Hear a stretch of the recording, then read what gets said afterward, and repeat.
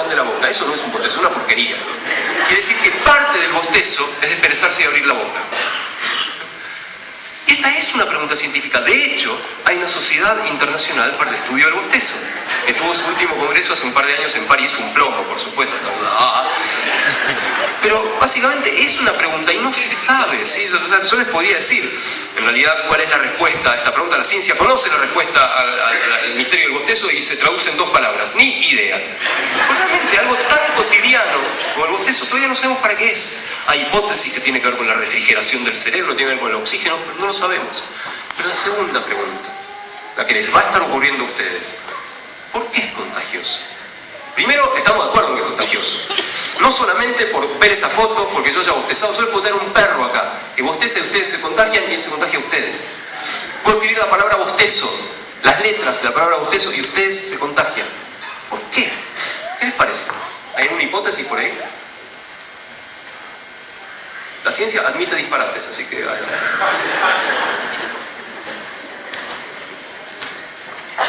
Les puedo adelantar la respuesta científica de esto, que son las mismas 2 palabras de antes. Ni idea. Pero al menos podemos darnos el lujo de plantear hipótesis. ¿Por qué será esto? Experimentos. Bueno, la respuesta es no se sabe. Se sabe que hay neuronas que responden a lo que hace el otro, en algunos casos y no en otros, porque uno no hace todo lo que hace el otro. Uno se contagia de, si uno se está rascando, uno no se va a poner a rascar, si uno está llorando, uno no se va a poner a llorar, y así sucesivamente. Con el bostezo pasa. Y estas neuronas se activan mucho, pero no se sabe exactamente por qué.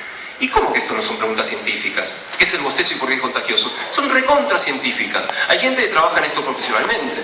Pero nosotros, no profesionales, también podemos hacernos preguntas y experimentos. Me pasa igual a lo largo del día, me pasa igual a las mujeres que a los hombres y así sucesivamente. Seguimos un poco con este recorrido de preguntas cotidianas. Acá vuelve Albertito, un poquito más grande, y Albertito está sacando la lengua para burlarse. Yo les pregunto, ¿hay una situación en la cual la gente saque la lengua sin darse cuenta? No para burlarse, ¿no? ¿Cuándo está la gente con la boca abierta y sacando la lengua? No está muy concentrado, ¿cuándo más?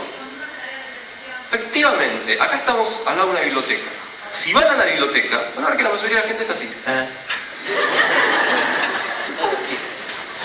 Podría ser que uno esté relajado, esa es una hipótesis posible, pero no necesariamente. Uno cuando está relajado, pero no concentrado, no saca la lengua. Así que tiene que ver con la concentración. Y esto no es una pregunta científica, ¿por qué la gente saca la lengua? Les cuento una prueba que yo hice con un amigo hace unos años. Estábamos tomando examen en un aula muy grande y teníamos una mesa larga. Yo me senté de un lado de la mesa, mi amigo del otro. Y mi amigo se puso a corregir unas cosas y yo me puse así. Hubo muchas preguntas de los alumnos durante ese examen. Todas se las hicieron a él, ninguna a mí. ¿Por qué?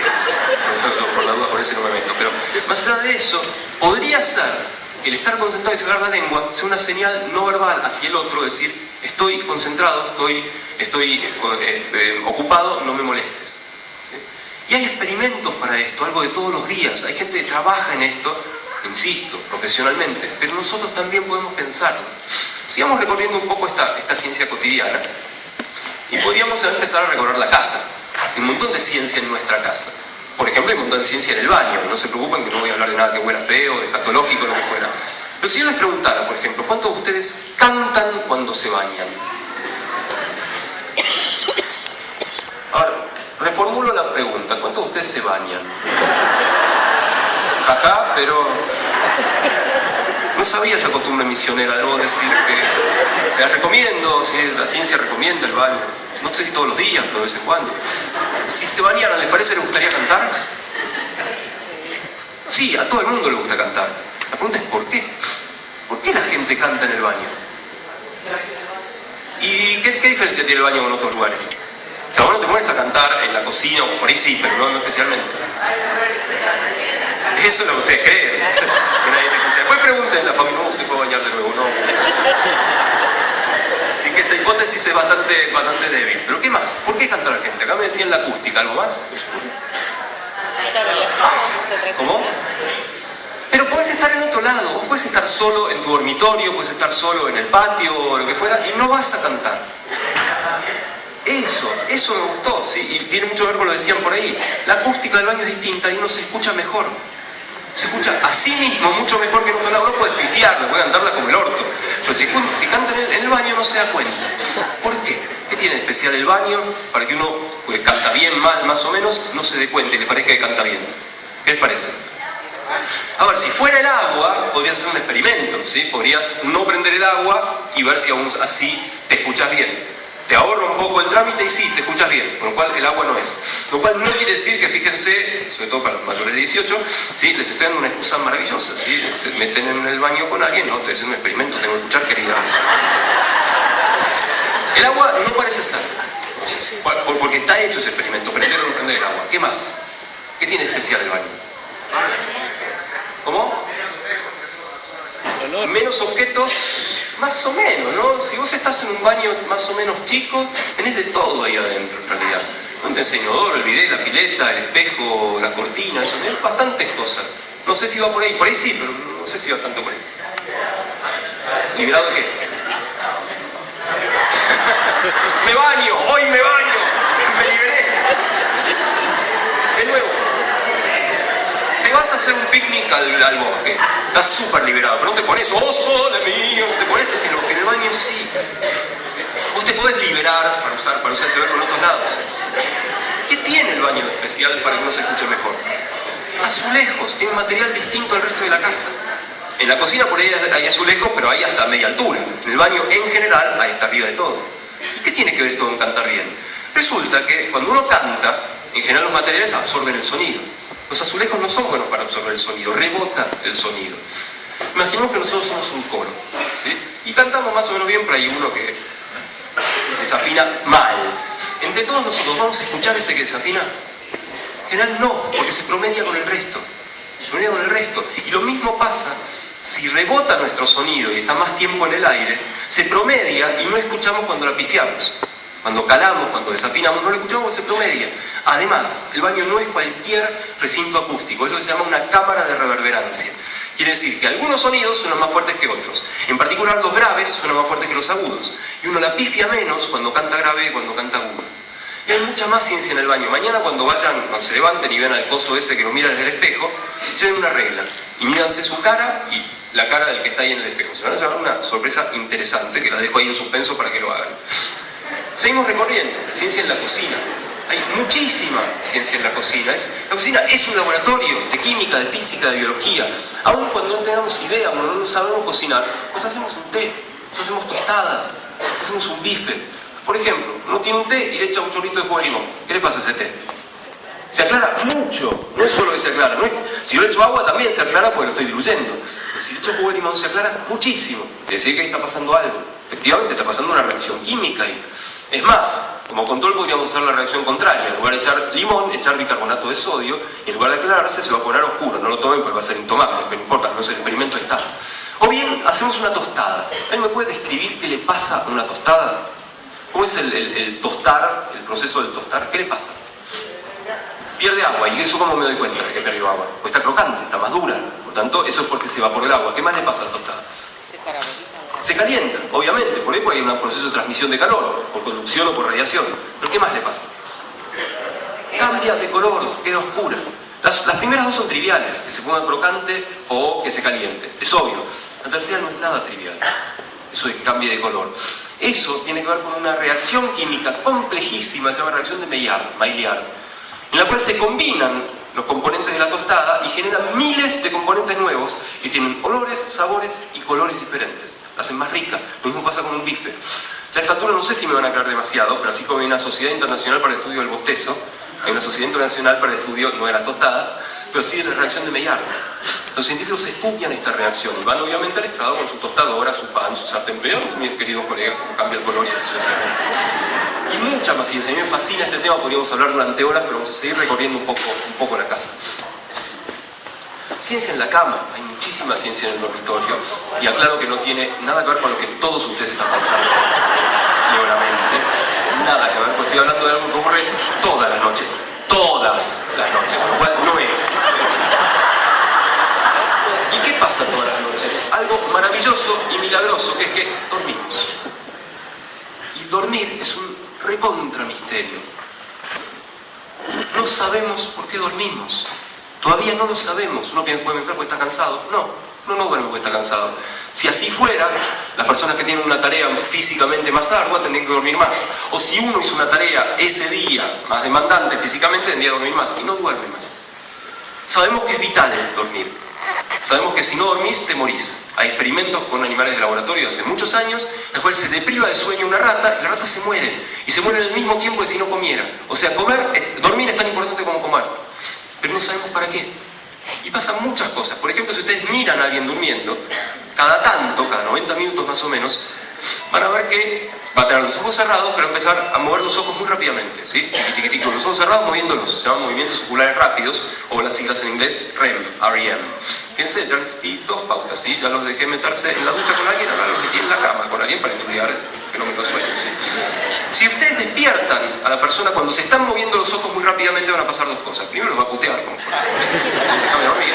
Y segundo, que muy posiblemente va a narrar que estaba soñando.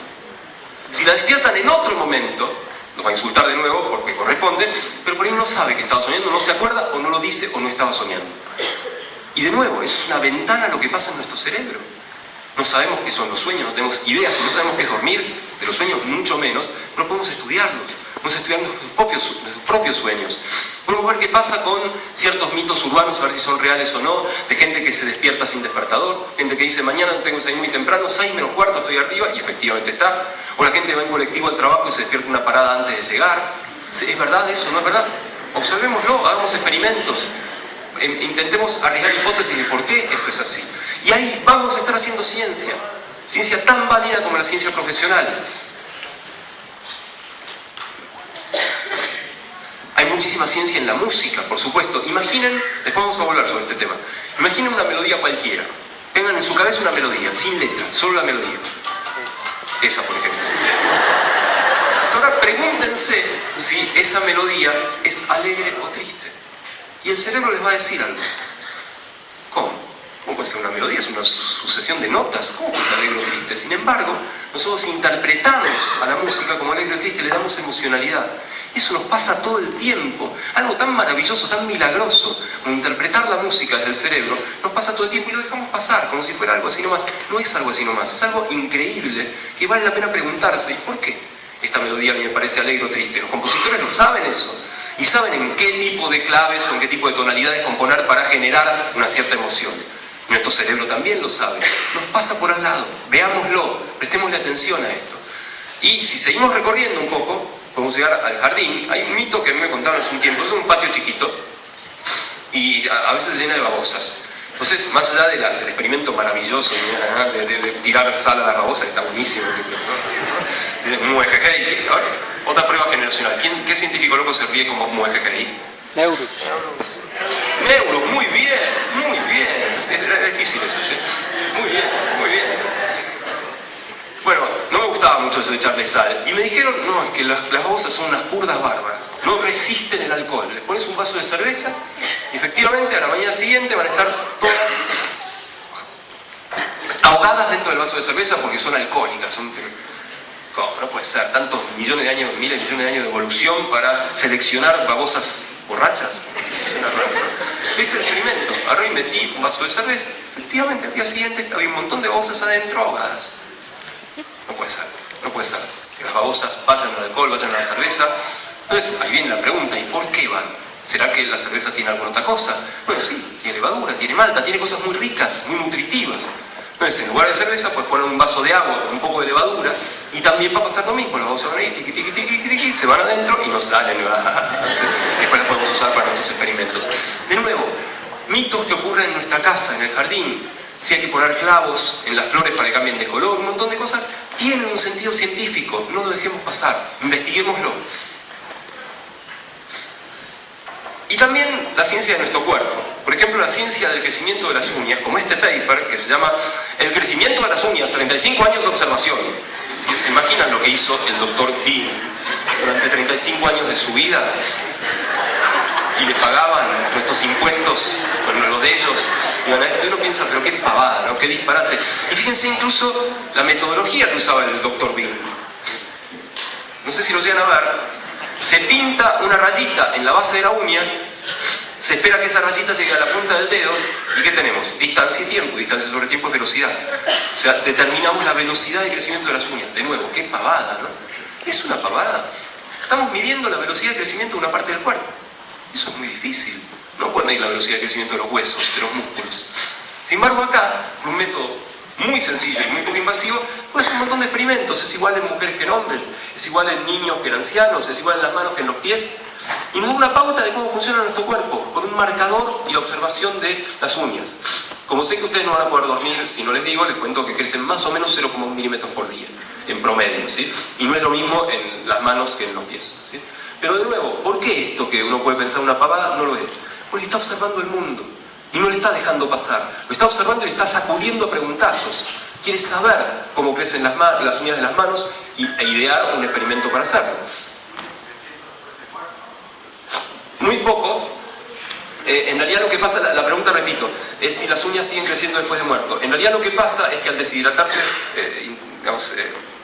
algunos pueden querer taparse los oídos, al deshidratarse el cuerpo, al perder agua, se achican los dedos.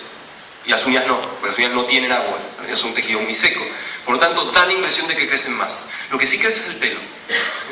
Y hay un cuento maravilloso de Gabriel García Márquez, que es justamente sobre eso, sobre una mujer que murió en un pueblo, el pelo le crecía, o sea, exagerado porque es realismo mágico, pero efectivamente el pelo puede seguir creciendo un ratito, por supuesto, porque una vez que las células del folículo piloso se quedan sin oxígeno, ya está, se acabó. Pasamos ahora a otro aspecto, a la neurociencia de la vida cotidiana. Yo les decía, yo trabajo con cerebros, con un pedacito de cerebro que mide el tiempo, pero no, ¿qué tiene que ver la neurociencia con lo que nos pasa todos los días? ¿Y qué están investigando las personas que se hacen preguntas sobre el cerebro? Bueno, un montón de cosas. Por ejemplo, una de las grandes preguntas de la neurociencia es ¿dónde están guardadas las cosas en el cerebro? ¿Están en cajitas? Ustedes por ahí vieron ese tipo de figura, ¿sí? Que es una cabeza con cajas que dice bondad, maldad, violencia, como si las cosas estuvieran guardadas en cajas. Eso lo inventó un tipo llamado Gall en el siglo XVIII, que tenía la hipótesis de que efectivamente las cualidades se pueden ver o representar en lugares específicos del cerebro. Y si uno es muy algo, ese lugar crece. Si uno es muy bueno, el área del cerebro de la bondad crece. Si uno es recontra bueno, el área de la bondad crece tanto que le sale un chichón de bondad. O sea, le deforma el cráneo. Entonces, ¿qué hacía este Gall? Iba por el mundo palpando cráneos y decía, chichón de violencia a la hoguera. Obviamente es una pavada y se descartó completamente. Y ahora estamos volviendo un poco sobre esta idea de que efectivamente hay funciones que pueden tener un cierto grado de localización cerebral. Por supuesto, la gran pregunta de la neurociencia es la conciencia. ¿Cómo sabemos que estoy vivo, que tengo un cuerpo, que me pincho y me duele, ¿sí? Que tal color es rojo? ¿Cómo sabemos? ¿Cómo percibimos el mundo? Y la verdad que estamos muy lejos de conocerlo, que estamos haciendo un experimento. También nos interesa mucho saber qué pasa cuando las cosas andan mal. Por ejemplo, cuando los nervios degeneran y dejan de darle de comer a los músculos y los músculos se mueren. Ejemplo típico, la enfermedad de Stephen Hawking, ¿sí? Que ya no puede moverse para nada. Stephen Hawking, famoso porque no estuvo una ni dos, sino 3 veces en Los Simpson, y la tercera vez Homero lo recibe diciendo, oh no, ese maldito lisiado otra vez. Y ya. Bueno, obviamente nos interesa saber qué pasa cuando las cosas andan mal. Estamos lejos todavía, pero ahí estamos. ¿Está de largo? También otra de las grandes preguntas de la neurociencia contemporánea es aquella que rompe con el dogma que decía que neurona que para, neurona que cierra. O sea, la neurona que se muere en el cerebro adulto se supone no se reproducía más. Hoy sabemos que no es así. Sabemos que las neuronas se pueden reproducir en un cerebro adulto y cuando entendamos por qué y quién las convence de reproducirse, va a ser increíble. Porque todas las enfermedades que son neurodegenerativas, o sea, se mueren las células y no sabemos qué hacer, pues ya vamos a empezar a poder manejar. ¿Sí? Esto tiene toda una historia, el que interese después le cuento, esto lo descubrió un argentino hace muchos años en Estados Unidos, trabajaba con el canto de los pajaritos. Y descubrió que los pajaritos cantaban muy distinto de un año al otro. Como toda especie, cantan los pajaritos para levantarse a las pajaritas. Y cantan muy diferente. El tipo dijo, acá debe haber nuevas neuronas. Y obviamente nadie le creyó, porque iba contra el dogma y demostró que había nuevas neuronas. Que dijo la comunidad, es cosa de pajaritos. Pero después demostraron que también ocurre en ratones, en ratas, en monos y en humanos. O sea, hay aparición de nuevas neuronas. Y otra de las grandes preguntas es, por supuesto, la de la percepción. Que tiene mucho que ver con este señor. ¿Quién es? Este señor. Este es más fácil. ¿Verdad? Jim Morrison. No es la Mora Jiménez, no es Andrés Calamaro. Es Jim Morrison. Jim Morrison tenía una banda en California en los 70 llamada The Doors, Las Puertas. ¿Por qué se llamaba The Doors, la banda de Morrison? Un libro muy famoso en esa época llamado Las puertas de la percepción, de Aldous Huxley, el de Un mundo feliz. Es un libro que contaba cosas sobre percepción inducida por psicotrópicos, por fármacos. Pero así como Morrison le tomó prestado el título a Huxley, Huxley lo había tomado prestado de un poeta maldito muy anterior, William Blake, que decía: si las puertas de la percepción se abrieran, todo aparecería al hombre como es, infinito. Chan. Traducción de eso: no sabemos cómo es el mundo que está allá afuera. Sabemos lo que nos filtran los sentidos sobre ese mundo. Y hay un universo de diferencia. Los sentidos son muy truchos. Los sentidos inventan cosas y roban cosas, y vamos a ver algún otro ejemplo sobre esto. Por ejemplo, ¿sí?, algo que agrega los sentidos al mundo. Uno de estos dos personajes se llama Kiki y otro se llama Bubba. ¿Cuál es cuál? ¿Cuál es Kiki? ¿Están todos de acuerdo en que es ese? ¿Te das cuenta? Bueno, todo el mundo... siempre hay algo claro. Bueno, salvo ella, ¿sí? En todo el mundo, la enorme mayoría de la gente tiende a decir: ese es Kiki, este es Bubba. Y eso es cuestión de la percepción y de los sentidos. Por alguna razón, no suena con puntas, y el no suena más redondo. ¿Por qué? No se sabe, pero es universal. A todos los cerebros les pasa. Eso se estudia científicamente. Así como se estudia qué pasa con los sentidos, cómo comparan cosas, cómo saben que hay un mundo ahí afuera. Pregunta para todos ustedes: ¿tienen medias puestas? La mayoría sí, algunos no. A los que sí, hasta yo les pregunté: ¿eran conscientes de que tenían algo tocándoles el pie, el tobillo, y no era el de al lado? No eran conscientes. Eso es una trampa de los sentidos. Los sentidos les están robando una parte del mundo. Cuando se pusieron las medias hoy a la mañana, hubo un receptor que le dijo al cerebro: se está poniendo algo, ahora está tocando el pie. Al ratito, el cerebro, entre comillas, se olvidó. No se olvidó. Dejaron de mandarle señales. Uno entra a un lugar que huele muy feo y dice: qué feo que huele. Al ratito ya se olvidó. No es que se olvidó. Del receptor, del epitelio olfatorio, le deja de decir al cerebro que huele feo. Nos engaña, nos roba una parte del mundo. Y tenemos que vivir con eso. Y esto hay muchísimos ejemplos en la vida cotidiana, no voy a entrar en detalles, pero hay muchísimos ejemplos. Voy a dar solamente un ejemplo de cómo percibimos la belleza. Me quedan dos temas, ¿sí? Así que no desesperen. O sea, la ciencia de percibir lo bello, particularmente percibir un cuerpo o un rostro bello. Uno podría pensar: eso es puramente cultural, puramente social, o tiene algo de biológico. Uno podría ver, por ejemplo, cuál es el arquetipo de la belleza a lo largo de la historia. Y fíjense, acá por ejemplo tenemos una Venus etrusca.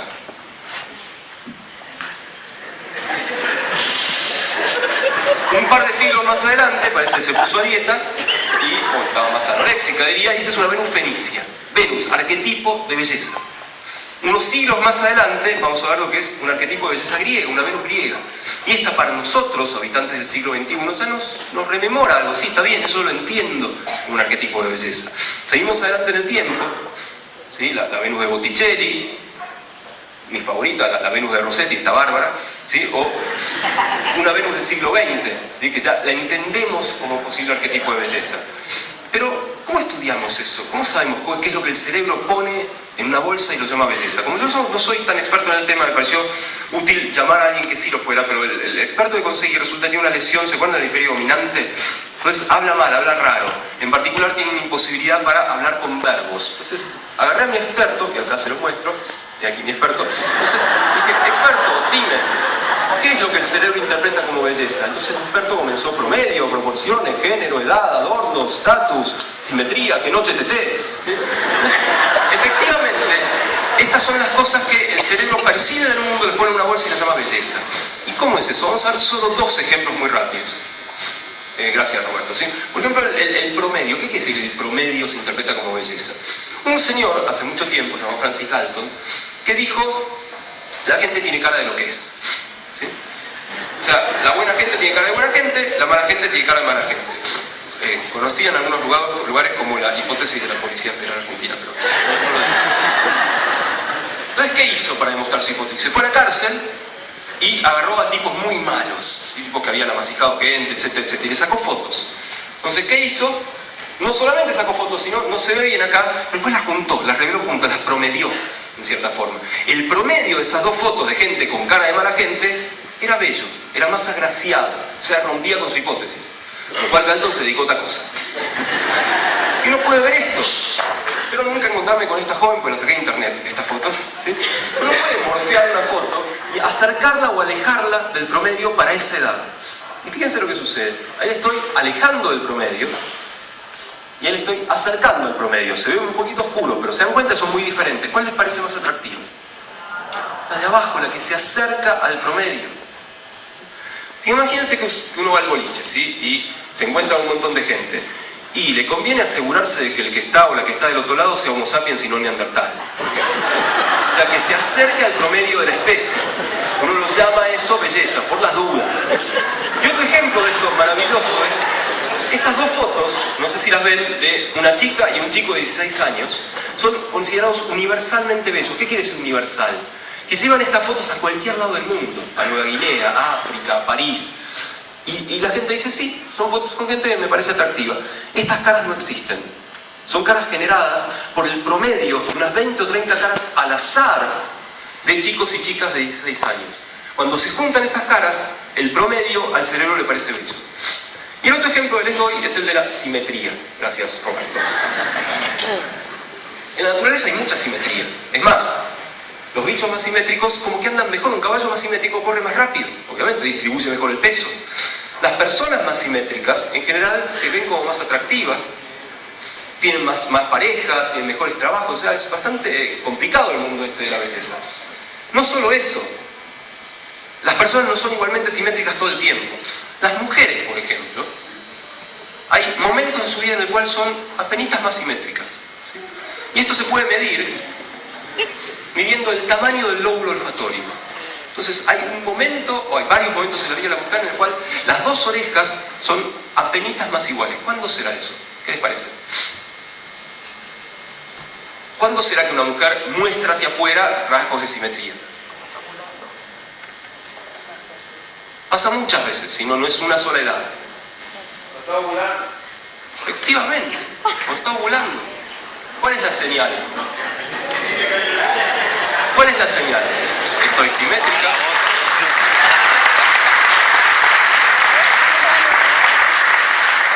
La señal que se está dando es: estoy simétrica, estoy linda, estoy fértil. Porque pues las humanas esconden la ovulación, no es como otros bichos, hay monas que se ponen rojas o que huelen distinto o lanzan feromonas, etc. Es una forma, pero tengo que hacer una aclaración importantísima. No usen esto como método anticonceptivo. No quiero que haya una explosión de misioneros de acá a 9 meses. No funciona, no se mide con una regla, no vayan con una regla por ahí desesperados. Se mide con un ultrasonido, es complicado y además tiene un grado de variación importante. Sí, pero efectivamente la simetría se entiende como belleza. Y el último ejemplo de esta serie, después me queda una sola cosa. Este es mi hijo Lucas, hace varios años, y ahora ustedes tendrían que decir,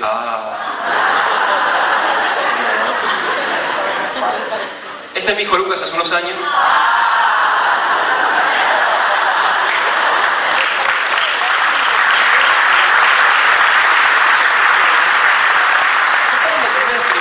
El de la sonrisa, ¿sí?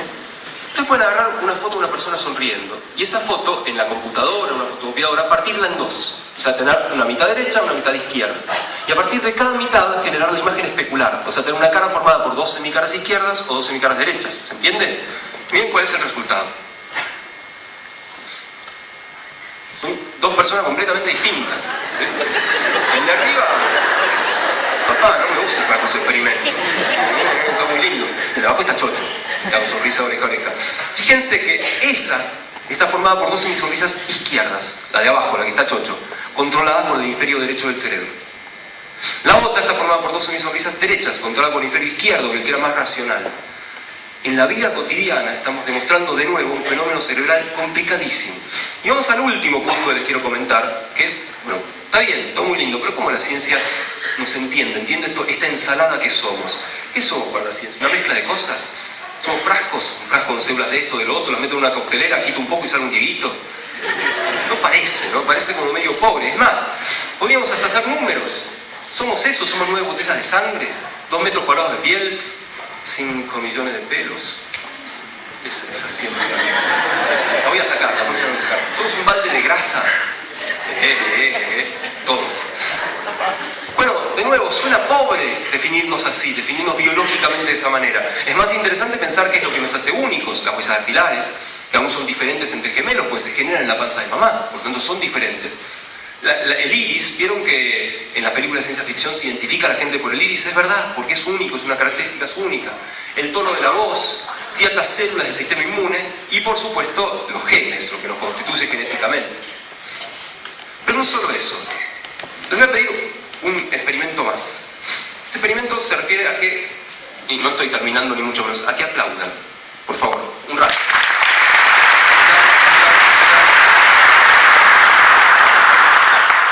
¿Alguien se dio cuenta de lo que pasó? ¿Por qué los hice esperar un cachito? ¿Alguien sintió alguna diferencia? Se emparejan, se sincronizan. Ustedes empezaron cada uno aplaudiendo a su ritmo y después todos juntos. ¿Saben por qué? Porque son una manga de humanos. Los únicos que son capaces de sincronizarse a un ritmo externo son los humanos, capaces de bailar, capaces de aplaudir, capaces de estar en la cancha y cantar todos al mismo tiempo. Hay algunos contraejemplos, no en la naturaleza, sino en el laboratorio, como este.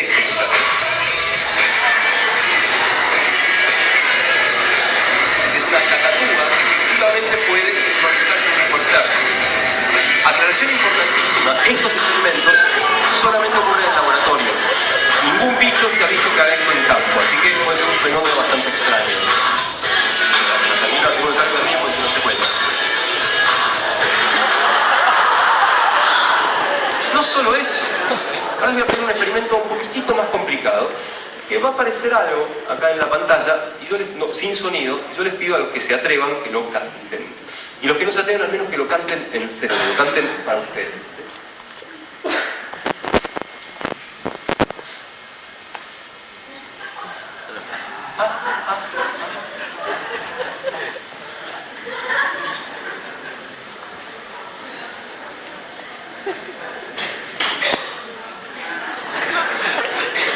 No sé muy bien, pero ¿lo tienen en la cabeza más o menos? Bueno, vamos a ver qué pasó.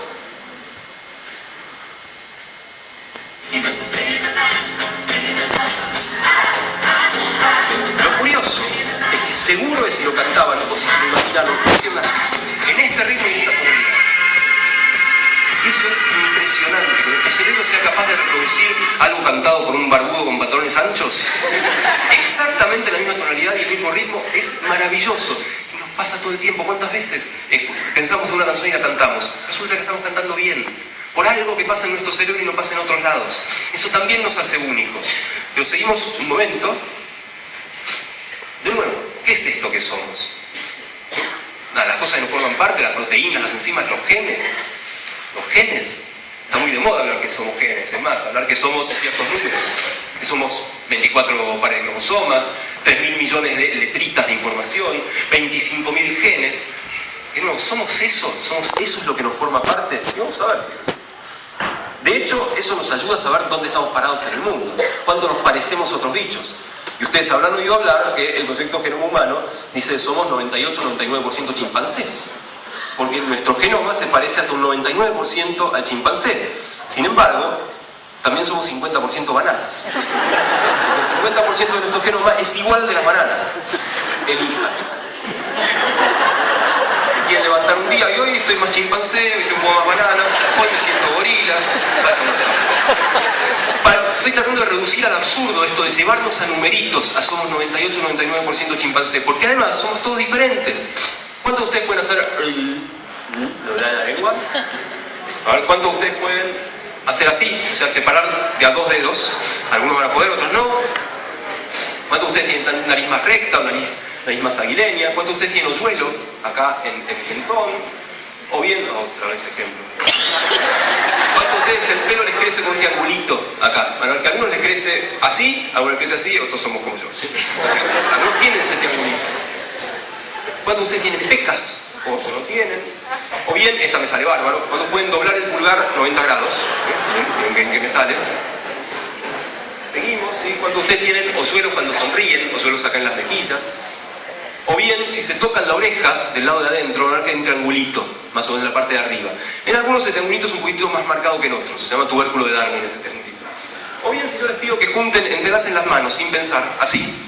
Algunos van a haber puesto, como yo, el pulgar izquierdo arriba y otros lo van a haber hecho al revés. Pulgar derecho arriba. Eso es instintivo, eso es lo que traemos de fábrica. Sigo, ¿sí? Me meto con intimidades. ¿Cuántos de ustedes tienen pelos en los dedos de los pies? No contesten. ¿Sí? O bien, seguimos con las orejas. Veo que hay gente que tiene las orejas un poco más separadas de la cara y otra más pegadas. ¿Sí? Veo que hay gente que cuando camina aplaude. Todas estas características también son las que nos hacen humanos. ¿Y saben por qué? Pues no solo son una manga de humanos, son una manga de mutantes. Los genes, eso que nos hace, vienen en sabores diferentes. Como hay una heladería y hay distintos sabores. Entonces somos mucho más que simplemente números. Hay un montón de variaciones a esos números. Esto tiene que ver con lo que traemos de fábrica, pero tampoco somos lo que traemos de fábrica. Somos mucho más que lo que traemos de fábrica. Por supuesto, somos lo que ligamos de papá y mamá, y contra eso no hay con qué darle. Contra tus genes no hay con qué darle. Pero también sos tus amigos, tu familia, si haces gimnasia, lo que comes, lo que no comes. O sea, lo que en biología se denomina ambiente. Somos esas dos cosas. Lo que ligaste por la herencia y lo que haces con eso. Una cosa tiene límite, lo que ligaste, la genética. Lo otro no tiene límite, es infinito. Ejemplo sencillo. Se supone que la constitución genética de poblaciones orientales es tal como parecían más o menos bajitos. Uno viaja ahora a China o a Japón y le da tortícolis, se queda mirando para arriba. ¿Qué pasó? ¿Cambiaron los genes? No, cambió el ambiente, cambió la comida. Y eso nos pasa todo el tiempo y está en nuestras manos cambiar eso. No pensarnos como que tenemos el destino predestinado, sino que tenemos todo para hacer con ese destino. El ambiente lo manejamos nosotros, no la genética ni la biología.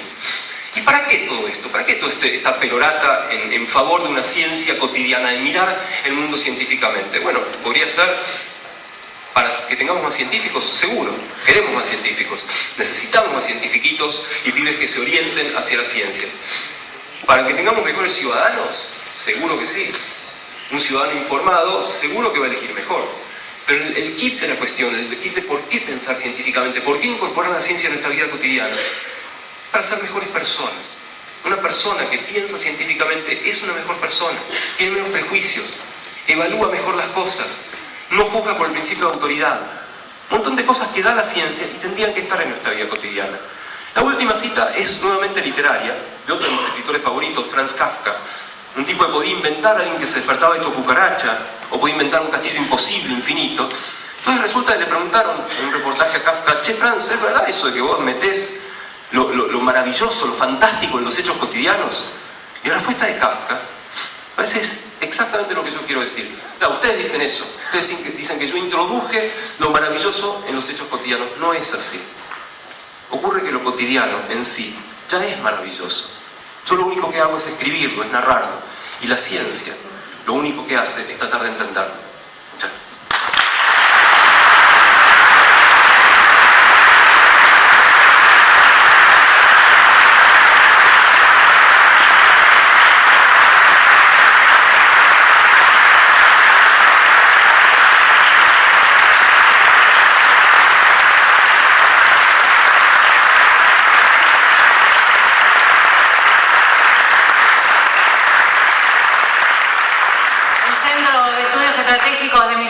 Y la Cámara de Representantes les agradece la presencia a este encuentro.